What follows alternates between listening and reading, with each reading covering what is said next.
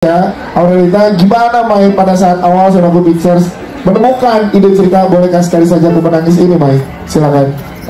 Thank you semuanya yang sudah hadir. Terima kasih yang udah nonton juga.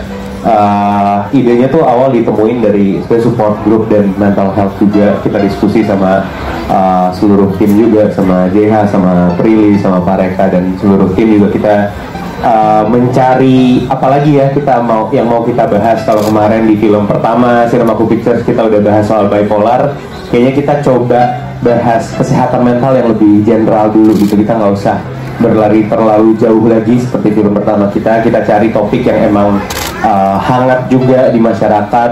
Prilly came up with the idea toxic and abusive parents, family, dan lingkungan gitu. Jadi pastinya semuanya menjadi satu sih. Akhirnya gue dengan isu support group yang menarik karena di Indonesia kan memang ada tapi belum banyak support group di Indonesia gitu. Maksudnya semoga dengan adanya film ini makin banyak support group dan makin banyak orang yang berani untuk mencurahkan apa yang dia rasakan juga di ruang-ruang yang aman dan nyaman untuk mereka, gitu sih. Ya, sekarang dengan isu mental health kan dari awal dengan kukira. Balik lagi untuk semua fanbase dan media yang udah datang hari ini.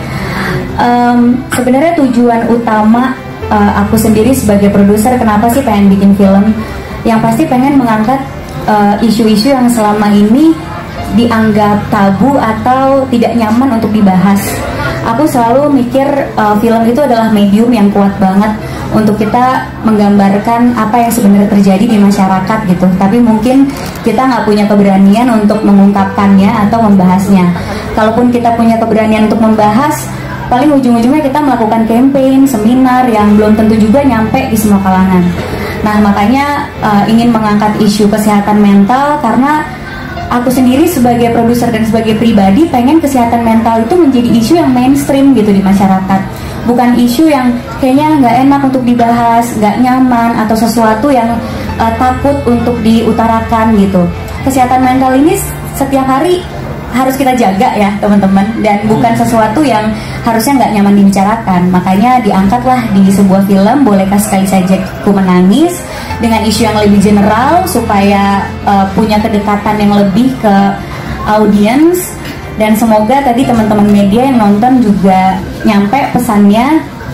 Dan di hari ini dimana kita juga merayakan Hari Kesehatan Mental Sedunia, semoga film ini juga bisa menjadi pelantara untuk audiens melakukan diskusi nanti setelah nonton sama keluarganya atau sama pasangannya atau sama diri sendiri, bahwa kita ini udah menjaga kesehatan mental kita belum sih, atau kita ini udah baik atau udah sayang belum sih sama diri kita gitu. Dan menurut aku untuk membangun masa depan yang cerah kita butuh anak-anak muda yang juga sehat mentalnya. Karena menurut penelitian juga sekitar 60% anak muda yang baru mau masuk kuliah itu anxiety ya menurut data. Correct me if I'm wrong, tapi angkanya kira-kira segitu. Nah, gimana sih kita mau bikin masa depan yang cerah kalau misalnya anak-anak mudanya aja nggak menjaga kesehatan mentalnya. Jadi ya semoga film ini bisa membuat mereka lebih aware lagi sama kesehatan mental mereka. Jadi semuanya sudah meluangkan waktunya. Yang sudah nonton semoga bisa memberikan kabar baik ke seluruh penonton Indonesia yang akan segera nonton di 17 Oktober besok. Kalau bicara tentang gimana ngedeliver emosinya emang susah banget gitu. Karena kita syutingnya juga all around di Jakarta, terus beberapa harus disesuaikan dengan set juga gitu. Yang paling susah itu nahan Prilly lapar pada saat itu.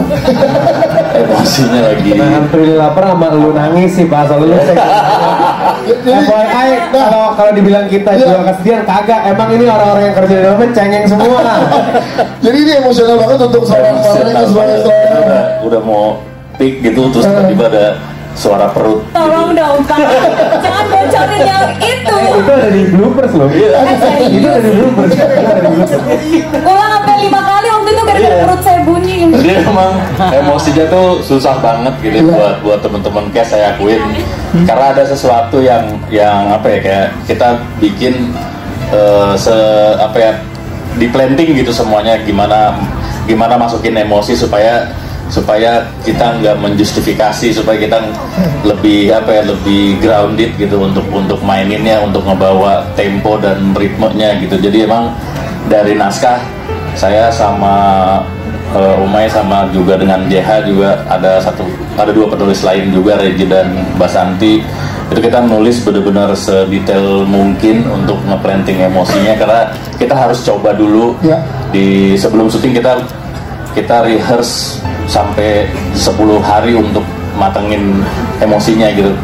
Bahkan di lokasi pun kita nggak berhenti coba sampai titik nadir yang paling tinggi untuk dapetin emosinya gitu. Jadi plantingnya semua kita pancing, bahkan mungkin akhirnya mancingnya juga nggak lagi pakai naskah gitu. Mancingnya berusaha untuk kayak melahirkan imajinasi dari teman-teman cast yang problemnya nggak semua orang bisa ngalamin apa yang ada di dalam cerita gitu. Jadi kita harus buka imajinasi, kita coba lahirin lagi gimana caranya ngebangun emosinya gitu. Jadi kerjasama yang baik banget sama teman-teman semua di sini.